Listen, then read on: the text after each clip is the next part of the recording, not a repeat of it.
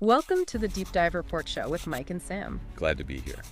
Okay, so let's jump right in. You are probably not going to believe this, but Secretary of Defense Pete Hegseth, well, he's back in the news for reportedly sharing sensitive military details again. Right. This time, CNN is reporting a second instance, using Signal, the app, to discuss strikes against Houthi rebels in Yemen.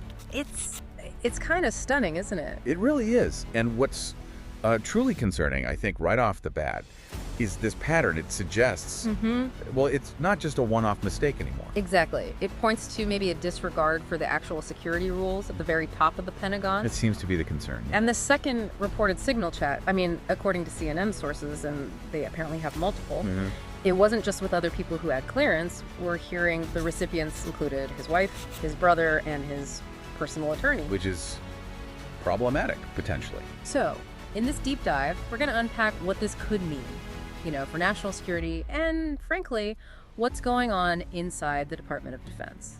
And to really get the gravity here, the CNN report, which builds on some initial reporting from the New York Times, right? It specifies this second conversation happened on Secretary Hegseth's personal phone. Personal phone, not a secure device. Apparently not. And it allegedly contained details about planned airstrikes against the Houthis. Potentially even, takeoff times for fighter jets. Sensitive stuff. Okay, so here's where it gets particularly interesting, I think. The group in the second chat is really different from that first Signal incident we heard about. Completely different. That first one involved cabinet officials, right? And it's already under investigation because a journalist somehow got included. Yeah, that one was initiated by National Security Advisor Mike Waltz, supposedly for coordination. And yeah, a reporter ended up in the loop by mistake. But this new one, it seems like it was Secretary Hegseth's really close personal circle, his family, his lawyer. And that distinction is absolutely key. Right. While his brother and his attorney, they reportedly do have roles at the Pentagon. Okay. It's not clear if they have the specific security clearances needed for this type of operational detail, the need-to-know aspect. Right, and his wife, Jennifer. She doesn't work for the DoD, so almost certainly no clearance for this kind of information. Reportedly included, though. Apparently she has attended some meetings with foreign leaders before, but that's different. Very different from operational military strike details. Totally different. So, what are the immediate reactions? Sabrina Singh, who used to be the Pentagon Deputy Press Secretary, she was on CNN, and she didn't mince words, called it truly shocking. Yeah, I saw that. She basically said, this is absolutely not how you handle classified information about ongoing military operations. And she raised the safety issue, right, for the pilots involved. Directly. Yeah. Which is, the most serious concern, really. That putting this info out there, even potentially endangers personnel. It ties back to that fundamental principle, doesn't it? The need to know. Exactly. Access is restricted. You need the clearance, and you need a direct operational reason to have the information. Yeah. Sharing it on, commercial texting apps with people who might not meet either criteria, that just undermines the whole system. And Cedric Leighton, he's CNN's military analyst, retired Air Force colonel. Yes. He backed this up.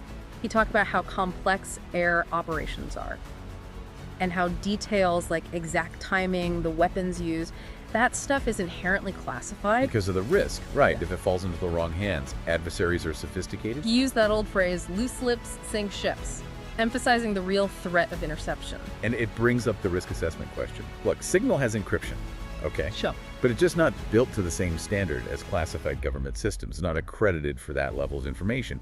And the fact that Hegseth was reportedly warned not to use it for this. He was warned. That's what the reporting suggests.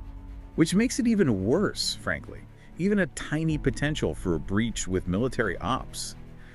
The consequences could be devastating. Wow. Okay, so beyond the immediate security risk, the CNN report also talks about the fallout inside the Pentagon. Right. This is also critical. John Elliott, who was Hegseth's press secretary until, just recently, he described the past month as total chaos and dysfunction. He mentioned leaks of sensitive plans, a wave of firings, said it's become a major distraction for the president. And for a former press secretary to say that publicly, that gives you a pretty stark picture of the internal environment. Yeah, calling it a full-blown meltdown, that suggests a serious breakdown in leadership and stability. It's not just about one potential security breach anymore. It raises questions about the overall effectiveness of the entire Department of Defense right now. And those firings you mentioned, they're apparently linked to an investigation into leaks. That's the official line, according to the reporting. High-ranking advisors, people like Dan Caldwell, Darren Selnick, Colin Carroll, they were let go. But Aliyat disputes that. He does. He claims the leak probe reason is bogus, essentially. Says none of them were even polygraphed. He called the dismissals baseless attacks. So you've got former senior officials publicly fighting back against the Pentagon's stated reasons for firing them. Which just paints this picture of significant internal strife, lack of transparency maybe, lots of friction. And that kind of internal chaos, it can't be good for focusing on the main mission, can it? National defense. Absolutely not. It definitely risks compromising their ability to function effectively, especially with everything going on globally. We should also remember how the White House handled the first signal chat issue. Good point. They tried to downplay it, didn't they? Said the information shared wasn't really that classified. They did. But as CNN's Kevin Liptak reported at the time, pretty much every national security analyst they talked to was skeptical. Very skeptical. So, seeing that initial reaction, and now this second reported incident, it makes you wonder. It does. It suggests either, a fundamental misunderstanding at the top about what actually is classified, or maybe an attempt to minimize serious security lapses. Neither is a good look. Okay, let's try to summarize the key points here then. Good idea. So, point 1. Secretary Hegseth reportedly shared military operation details, Houthi strikes, in a second signal chat. Point 2. This chat apparently included his wife, brother, personal attorney, some, maybe all, lacking the right clearances. Point 3. This is separate from that first signal chat incident involving cabinet officials, which is already being investigated. 4. Experts like Sabrina Singh, Cedric Leighton, they're voicing serious concerns. Security risks, potential danger to personnel. 5. We have reports of internal chaos. John Olliott describing total chaos dysfunction. 6. Senior advisors fired, officially due to a leak probe, but that's being disputed. More internal turmoil. And finally, 7. The White House previously downplayed the classification in the first incident, which experts widely questioned. Right. So putting all that together, these repeated incidents, the reported internal mess at the DoD. Yeah. The big question, I think, the one people should really be thinking about is, what does this all mean for the Pentagon's effectiveness? Yeah. For its security, especially now, with so much instability in the world. And what questions should we be asking about the processes, the oversight for handling this incredibly sensitive information? Exactly. Are the systems, the checks and balances, actually working as they should? That really is the vital question here.